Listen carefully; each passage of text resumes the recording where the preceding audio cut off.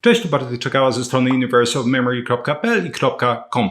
Pod jednym z ostatnich filmików padło fantastyczne pytanie, mianowicie co jeśli czuję zapach amoniaku z czyichś ust, czy jest to coś poważnego? Opiszemy sobie właśnie w tym filmiku wszystkie poważne, czy właściwie bardzo poważne, ale też niepoważne powody, dla których można wyczuć zapach amoniaku z czyichś ust. Zacznijmy od tego, że zapach amoniaku, wydaje mi się, że ciężko jest to z czymś pomylić, jest to taki bardzo nieprzyjemny zapach jakby rozkładającego się białka. Niektóre osoby porównują to jakby do tego smrodu żerących środków czyszczących powierzchnię. Natomiast, żeby zrozumieć jakby skąd powstaje ten zapach amoniaku, trzeba zrozumieć w ogóle jak powstaje amoniak w organizmie. Wszystko zaczyna się tak naprawdę od żołądka, tak? W momencie, w którym białko trafia do żołądka, one zaczyna być rozkładane już wstępnie, czy trawione i rozkładane na aminokwasy, a więc te nasze składowe białek. Tam w żołądku działa pepsyna, następnie w jelitach działa trypsyna, hemotrypsyna, karboksypeptydaza i dalej właśnie coraz bardziej te białka i peptydy są rozkładane jeszcze raz na te nasze składowe, czyli aminokwasy. Aminokwasy następnie zaczynają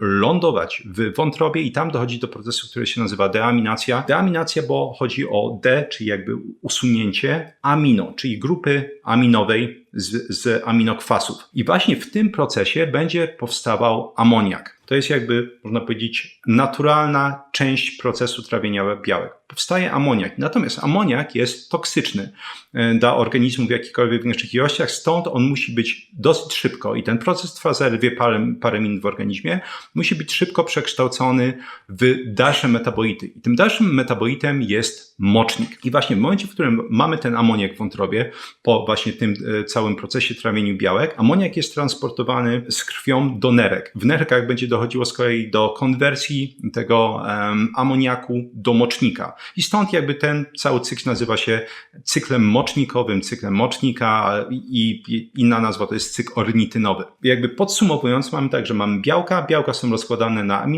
aminokwasy są przekształcane w amoniak i amoniak jest przekształcany w mocznik i ten mocznik już jest usuwany z moczem przez nerki z organizmu. Pierwszy powód, dla którego możesz wyczuć amoniak z czyichś ust, to infekcja Helicobacter pylori. I może się to wydawać dziwnie, zauważyłem, że nie jest to praktycznie omawiane, przynajmniej takie jest moje odczucie nigdzie.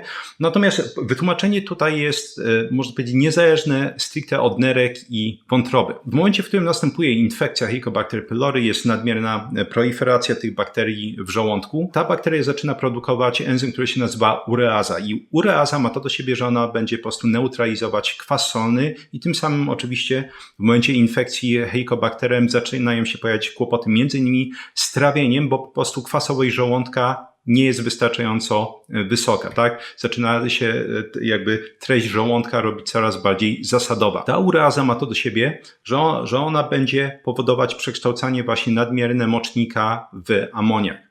I stąd właśnie w wydychanym powietrzu będzie się pojawiało więcej tego amoniaku. To nie jest tak, oczywiście, że od każdej osoby, która jest chora na Helicobacter pylori można wyczuć ten zapach amoniaku, ale czasami można i jest to właśnie jeden z takich, bym powiedział, charakterystycznych potencjalnie symptomów tej infekcji. Powód drugi to tak naprawdę schyłkowa niewydolność nerek i nie bez powodu nazywa się mocznica. Kiedy nerki nie działają, mówiliśmy sobie, że mocznik jest właśnie tam wydalany w nerkach z moczem. W momencie, kiedy dochodzi do dysfunkcji już takiej schyłkowej nerek, mocznik nie jest efektywnie wydalany z organizmu i wzrasta jego stężenie w krwi. Ponieważ wzrasta jego stężenie w krwi, a ta krew jednak krąży po całym organizmie, zaczynają nadmierne ilości tego mocznika być przekształcane na przykład w jamie ustnej przez bakterie w amoniak. I stąd właśnie bardzo często taki bardzo, bardzo charakterystyczny objaw tej schyłkowej niewydolności nerek to jest właśnie zapach amoniaku. Natomiast oczywiście trzeba by ignorować różnego rodzaju dziesiątki różnego rodzaju nieprzyjemnych objawów i też jeśli ktoś by zrobił badania, wyników badań, aby po prostu dopuścić do sytuacji, w której ten zapach amoniaku byłby jedynym potencjalnym symptomem. Kolejny, tym razem taki prozaiczny i niegroźny powód to po prostu odwodnienie, nawet lekkie odwodnienie, ale im większe odwodnienie, tym większa możliwość takiego symptomu. Bo mówiliśmy sobie, że mocznik jest usuwany z moczem dzięki pracy nerek. W momencie, w którym po prostu będzie mieć mniej płynu w organizmie, to i tym samym jakby zagęszczenie mocznika będzie większe. I też usuwanie go może być przynajmniej tymczasowo utrudnione. Znowu właśnie to zwiększone stężenie mocznika w krwi może objawiać się tym, że na przykład bakterie w jamie ustnej będą trochę chętniej czy będą miały większą pożywkę, żeby przekształcać ten mocznik w amoniak. I to prowadzi nas do punktu 6, a mianowicie właśnie infekcje jamy ustnej. Przy infekcjach jamy ustnej, ale mówimy tak naprawdę o jakichś dosyć już ciężkich infekcjach, na przykład, nie wiem, jakieś zapalenie przyzębia, bardzo rozległa próchnica, będziemy mieć nagromadzenie różnego rodzaju patologicznych oczywiście bakterii w jamie ustnej. Znowu, im więcej tych bakterii, tym więcej po prostu mocznika, który znajduje się w krwiobiegu, będzie przekształcany w amoniak. Więc jakby tutaj dbałość o higienę jamy ustnej jest jakby kolejną rzeczą. Powód 7 to różnego rodzaju konwencjonalne terapie onkologiczne. Leki, które są tam używane, różnego rodzaju cytostatyki, tak zwane jak właśnie cisplatyna, metotrexat, choćby one mają to do siebie, że mają działanie między innymi nefrotoksyczne. Więc innymi słowy, ten cykl mocznika, o którym sobie mówiliśmy, ten cykl ornitynowy jest potencjalnie wtedy zaburzony, więc przynajmniej podczas takich terapii możliwe jest no właśnie odczuwanie zwiększonego takiego zapachu amoniaku. Jeśli wszystko dobrze idzie, to jest to przynajmniej stan tymczasowy, natomiast oczywiście jeśli będzie się pogłębiał, jest to jakiś powód, żeby sądzić, że zaczyna dochodzić do nefrotoksycznego, czyli uszkadzającego nerki działania takich leków, więc zawsze należy zachować ostrożność, ale to oczywiście lekarze robią absolutnie świetnie. I ostatni punkt to jest niestety wadliwa genetyka. Tak? To są te zaburzenia metaboliczne, natomiast nie metaboliczne w takim sensie, jak się przyzwyczailiśmy mówić, że no właśnie insulinooporność, cukrzyca, tak? Zaburzenia metaboliczne też są wrodzone. Część właśnie tych zaburzeń metabolicznych będzie polegało na niestety różnego rodzaju defektach, jeśli chodzi o pozbywanie się m.in. amoniaku. Mamy coś takiego, co się nazywa na przykład wrodzona hiperamonemia, właśnie gdzie amoniak nie jest usuwany wystarczająco efektywnie i dochodzi do jego nagromadzenia potencjalnie przy większej konsumpcji białek. Mamy zaburzenia na różnych etapach cyklu mocznikowego, produkcji i aktywności enzymów, które biorą udział w tym procesie. Właśnie te metaboliczne choroby, które są zaburzeniami cyklu mocznika, cyklu ornitynowego, również będą się objawiać w ten sposób, że może być zwiększony zapach amoniaku. Natomiast one najczęściej są wykrywane oczywiście, zważywszy na to, że to są jednak choroby wrodzone bardzo wcześnie już. Na końcu niestety trzeba pamiętać, że jak nie urok, to sraczka, albo czasami jest to i urok, i sraczka, i jeszcze burza, i parę innych nieprzyjemnych rzeczy razem. Mianowicie, jeśli mamy nagromadzenie tych czynników, które będą właśnie zaburzać konwersję aminokwasów do mocznika i usuwanie z organizmu, to oczywiście ten zapach amoniaku może być pochodną ich, tak? Czyli jeśli mamy na przykład różnego rodzaju właśnie infekcje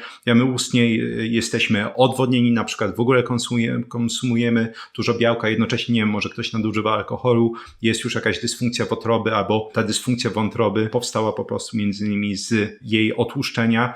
Wszystko to może razem ze sobą współdziałać, żeby właśnie tworzyć ten intensywny zapach amoniaku, także żeby było jasne, jak widzicie, rzadziej niż częściej jest to raczej coś poważnego, więc jeśli ktoś właśnie wyczuwa taki zapach, zawsze warto po prostu potencjalnie zrobić parę badań, przejść się do lekarza i po prostu uchochać na zimne, bo akurat nie jest to objaw, który bym ignorował, czy bym polecał ignorować.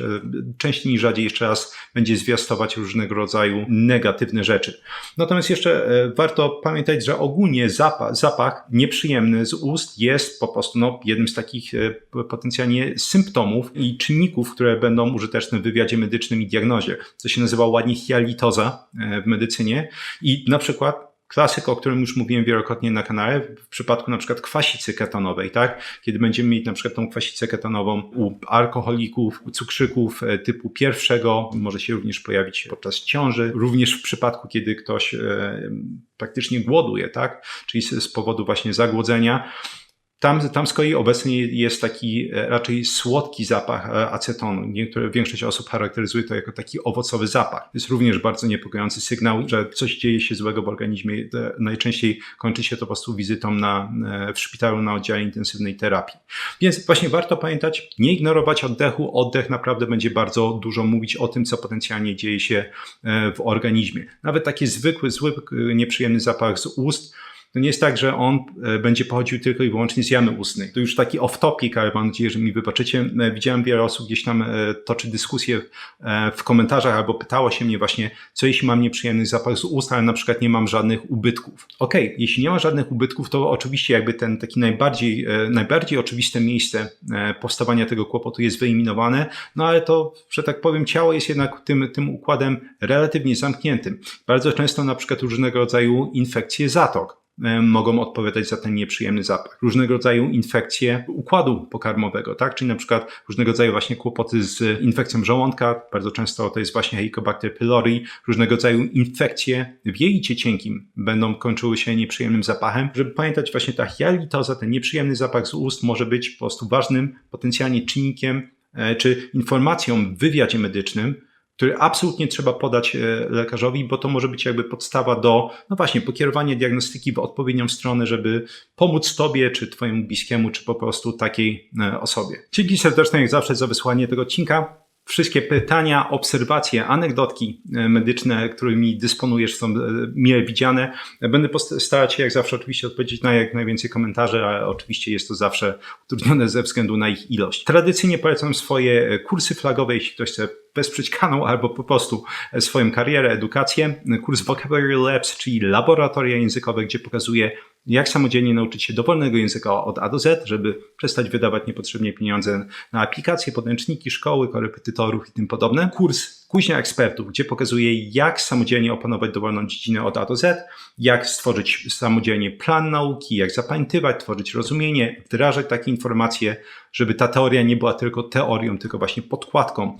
do praktycznego wdrażania informacji. Kurs O jeden włos za daleko, gdzie pokazuję, jak zatrzymać i odwracać łysienia androgenowe, również przyspieszać czy diagnozować telogenowe wypadanie włosów i walczyć z różnego rodzaju upierdliwymi chorobami skóry głowy, jak choćby upierdliwy, uporczywy łupież. 3 piosenki rockowe w pierwszym komentarzu przypięte jak zawsze pod filmikiem, żeby nie spędzić czasu również po jego wysłuchaniu. Z kolei w opisie znajdziesz link do newslettera. W newsletterze można wprowadzić w okienku swój adres mailowy i tam z kolei wysyłam różnego rodzaju artykuły na temat języków obcych, pamięci, produktywności, kreatywności i czasami analizy badań naukowych.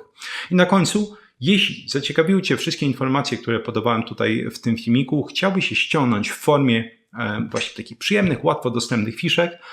Ta opcja jest dostępna dla patronów kanału Patrona, to kosztuje 40 zł miesięcznie. Można się zapisać po prostu na 1 miesiąc, jeśli ktoś chce. I właśnie patroni mogą sobie ściągnąć fiszki do tego filmiku i też ponad 100 poprzednich filmików, żeby sobie przyswoić takie informacje po prostu szybciej.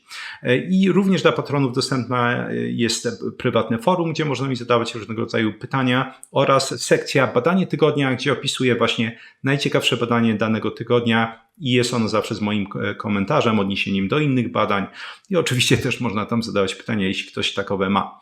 Dzięki serdeczne za wysłuchanie tego odcinka i do usłyszenia w następnym.